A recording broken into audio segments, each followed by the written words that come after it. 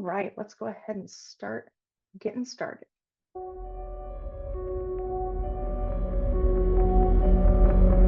All right, well, hello everyone. Welcome again to today's Align Living Circle event where we align our mind, body, and spirit with seasonal energies. Thank you so much for showing up once again and contributing to the energy and the magic of this space. So let's go ahead and look at our energy check-ins in the chat because I love to hold space for everyone.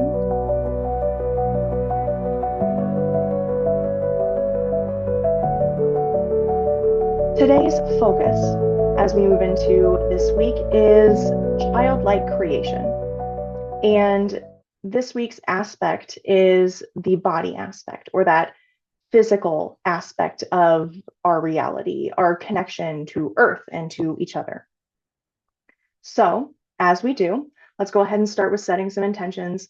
So, wherever you are, whatever you're doing, take a moment to just kind of get your body a little, just stretch a little bit. Yeah, let's do a stretch. I'm going to do a stretch and just move in ways that feel right. Not too stressful, not too much, just as gentle or as much as you want. And then kind of settle into it after a moment. Really feel that little bit of tension you just released. And then take a nice breath, not too deep, just soothing.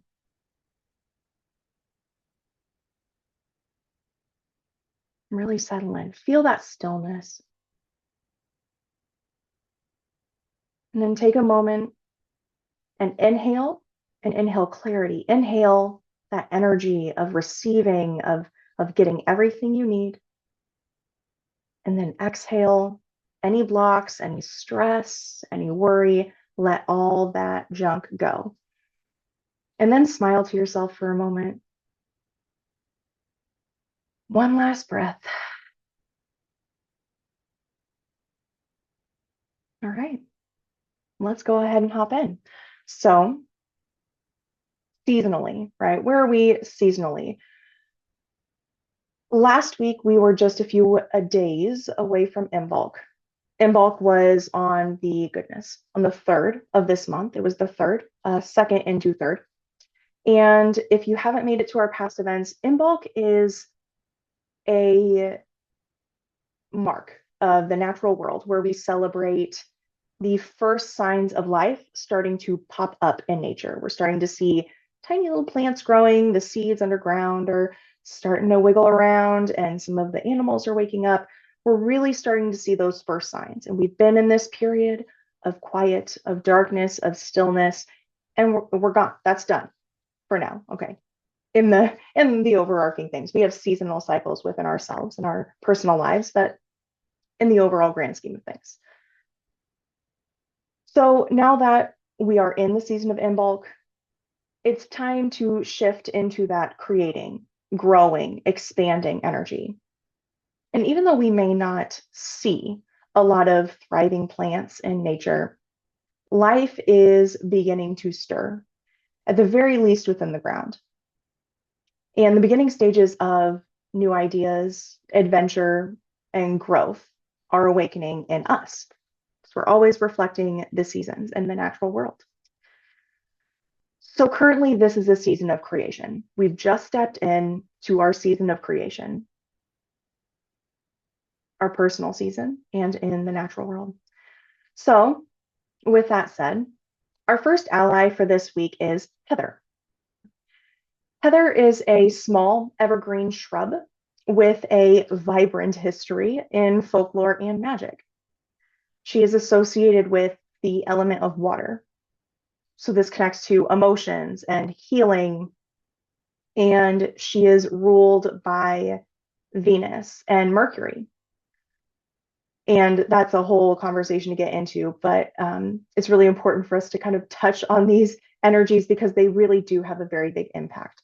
We're covering a lot of this in Modern Mystic Academy right now. So it's going to be kind of in my mind, and I think it's important to share with the wider audience. So with this Venus-Mercury combo, we're talking about the properties of both love and playfulness and change. Okay, so those are the energies of Heather right now. In the Celtic tradition, Heather has the biggest folklore in the Celtic tradition. And there she's associated with luck, with beauty, and generally all things positive. One of the most fascinating parts of Heather's magic is her protective qualities. She repels. She repels and protects us from negative energy, negative entities. And she also is very commonly used to protect people from violence, providing us peace and solace in our darkest and most terrifying moments. Heather is an ally that facilitates new beginnings and journeys, especially of self-discovery. She guides us through rites of passage with this gentle, joyful love, really supporting us every step of the way. And she's reminding us this week to find our enthusiasm for life again, to really make our self-expression this work of art, a real masterpiece. Heather is often used to cleanse spaces, but she also cleanses our hearts and our minds. She creates an environment of tranquility where we can go inward to heal, creating harmony and joy. And in this way, she's not only protective of our energy, she also protects our peace. Because when we begin healing old wounds, over time, we need less and less protection from the negativity around us. We build up resilience and understanding of ourselves, allowing less and less to bother us and to really affect us in any way. Allies like Heather are here to support us through this rite of passage and to lend us their energy and wisdom to do so. In nature, when Heather grows continuously, just continues to grow, the plant is very short-lived and eventually it does not thrive. It just kind of peters off. But if Heather is burned to the ground yearly, she regrows every year with this revitalized, this refreshed vigor for life. And she truly thrives better than she ever would without burning to the ground first. So she's here this week to remind us that to reach our best lives, to reach our peak of thriving, we have to allow the old to be released, transmuted. It often seems scary, like the end of the world scary as we're moving through it, but it is happening for our best futures. Even if we can't see it through the flames, those flames are not just removing, but turning the old into things that are good for us. And that brings us to our second ally, otter. So otters are truly and undeniably fun and playful animals. I truly love otters. With their underwater acrobats, using little rocks as toys and their really funny expressions, it's hard not to think that they're always just having a good time. It seems like everything they do is fun and exciting, even the most mundane things. So, Otter's first lesson for us is that we can create joy in everyday moments, even if it's just for a short time. We can practice self-care by simply putting on fun music while we're cleaning or washing the dishes, or turning a trip to the store into a game by counting all of the squirrels you see on the way or all of the red cars, right? The key to finding the fun in everything is really awakening our sense of wonder. So let's do an exercise really quick. Pause for a moment, wherever you are, whatever you're doing, just pause and look around the room that you're in. Just like observe. What would this room look like through the eyes of a kid. What interesting things are around you? What fun colors or reflective surfaces do you see?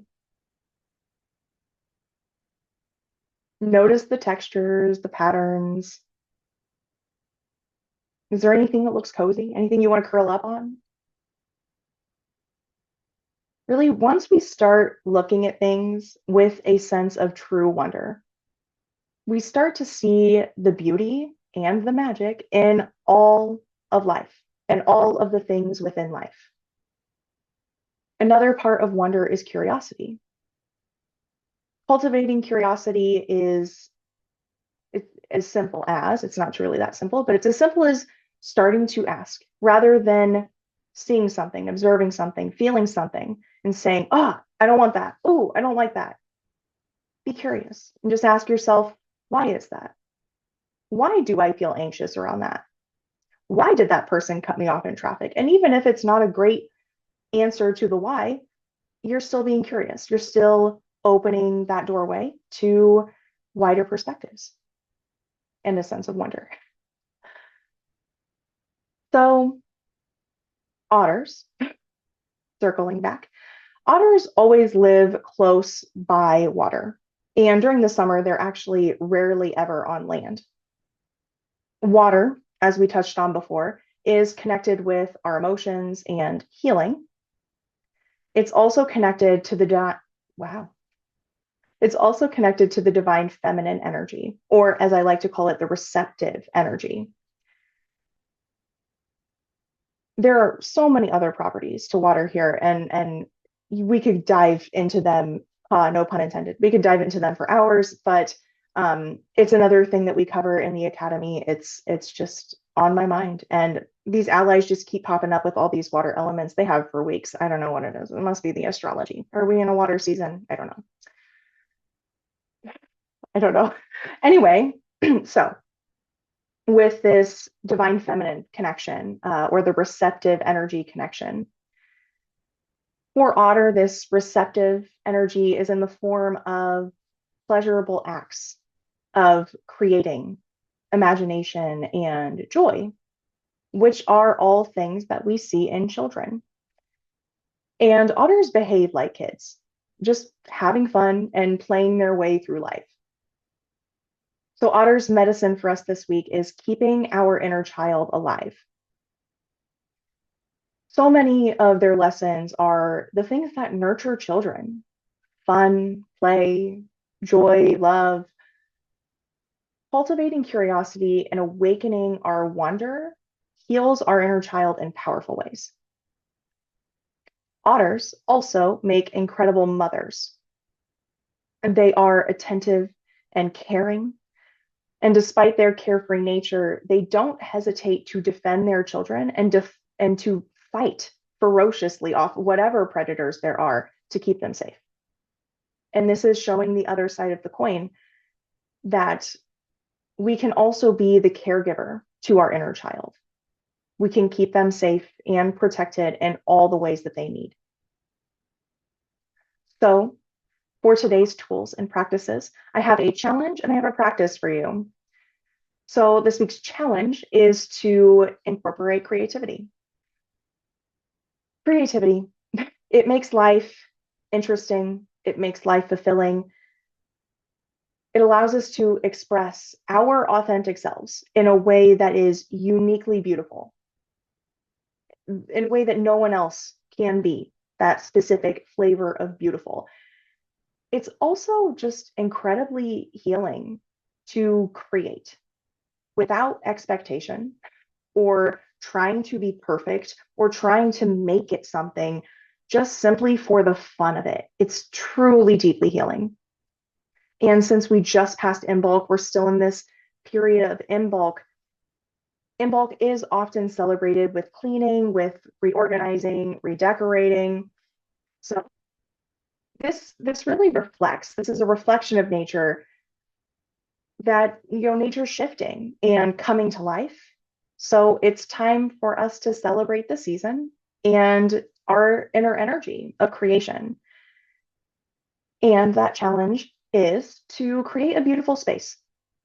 Choose a room in your home, or really even just a shelf, wherever you've got, whatever space you have, choose a space and start with moving things around, cleaning off the dust, and get creative. Key part, get creative. It doesn't matter what you have, it doesn't matter what's currently there. Awakening that wonder, awakening that curiosity, seeing through the eyes of a child, your own inner child, these will allow you to create a space that's authentic and beautiful to you uniquely. So it's a simple way of weaving creativity into your daily life. Find a space, whatever it is, clean it off, dust it off, refresh, renew, and make it pretty, whatever that looks like for you. And today's practice is a meditation to meet your inner child. I've talked about this one for a while. It's one that I've done a lot in my personal healing journey. It's really powerful. It's really powerful. So let me walk you through this meet your inner child exercise. If you want to grab a notebook, please go grab a notebook. There's going to be like steps. All right. So yeah, take a moment to grab something to write with. And I'll start with, as always, when we're getting ready to do this is going to be similar to a meditation, right? Find a quiet place, a calm space that feels really peaceful, feels safe for you. And go ahead and get yourself into the mood, the ritual mood. Light some candles or burn some incense, turn on some music. Meditation's not the same without music. So once you've got your stage set and your place picked, get yourself into a meditative state, whatever that looks like for you. Deep breathing, slow breathing, tuning into your body, focusing. And then you're going to start this by imagining yourself in a peaceful, really beautiful park, like a natural park. And you're going to really see it, all the details, and visualize yourself walking down a path, wandering maybe between trees, maybe by a river, whatever it looks like for you. Everyone has their own inner park. And let's see. Yeah, as I said with the details, try to focus on like the sounds of the birds, the sounds of wind rustling through the trees, feeling that warm breeze on your face. It really helps dive you into these types of rituals. So then here, the next step is to, as you're walking down this path, see yourself approaching a bench. And on this bench is a younger version of you. And with this, you can choose a certain aspect, a certain version of you want to visit and work with. You can also just ask to see whoever needs help right now. So show up, find your kid, find yourself. Then your next step is to sit down. Imagine sitting down to your inner child and notice, right? Take note of their age, what they're wearing, their body language, any little details that you see. And then it's time to have a conversation. It's time to talk to them. And when talking to them, you can simply ask them how they're feeling. Ask them why they feel that way. And really, truly listen. Really hold space for those feelings. I mean, they're your feelings too. And when you've really listened and held space and you know what they're feeling and why they're feeling that, ask them what they need. Ask them what will heal them in the moment of time that they are. Wherever they exist in the infinity of time, what do they need in this moment? And the biggest part of this work is listening and loving. You know what that part of you needs, and you have the power to give it to yourself. When we're children, we often don't have all of our needs met. from the adults in our lives. But guess what? You are now an adult and you can show your inner child, those deep, wounded parts within yourself, all of the love and support that you needed. A really powerful way to do this, the way I prefer to do this, is by telling your younger self, I know adults haven't always taken the best care of you, but I'm an adult and I love you and I'm in charge now. And I won't let anyone hurt you. I'm going to fill in blank of needs that they have, that you have. And really just reassuring them, really just firmly saying, I know that you've been through a lot. I know it's been painful. And I'm here now, kind of coming to the rescue, saving yourself, and you're not going to do those things. All of that being said, sometimes the inner child won't want to talk to you. The first time that I ever worked with my inner teenager, she did not want to talk and she did not want to be touched. I just sat next to her silently, respecting her boundaries and loving her regardless. I didn't force anything. I showed her that no matter how cold or angry she was, no matter what she was feeling, I still loved her and I always would. And that was a really, really powerful practice. It was a really big shift in my journey. So once you've chatted, met with, connected with your inner child, you give them a choice, right? You've listened, you've shown them love, maybe you've given them a hug, but now as you're getting ready to finish, you give them a choice. One, they can stay in this beautiful, peaceful park that you've created for them where they will be safe. You can tell them that you'll come back to revisit them. They're not going to be abandoned. Or choice two, they can come with you. If they're ready, they can take your hand, walk out of the park, and come back to your physical reality where you will continue to love and protect them. And after your meditation, remember what your inner child says and how they're feeling and what they need. Those three things. The things they say, their feelings, and what they need, really specifically. And if you recognize those feelings coming up in your day-to-day life, if you feel those needs that like, wow, I just really feel like I want someone to listen to me, maybe time to sit with your inner child again. Maybe time to go meet with them again. And this is why it's really good to journal some notes after these experiences so you can revisit them later and you can remember those insights. We gain a lot of insights in meditation that we really quickly forget. It's similar to dreaming. So always take notes, always scribble down some notes, at least the important ones. And yeah, those are our messages for today.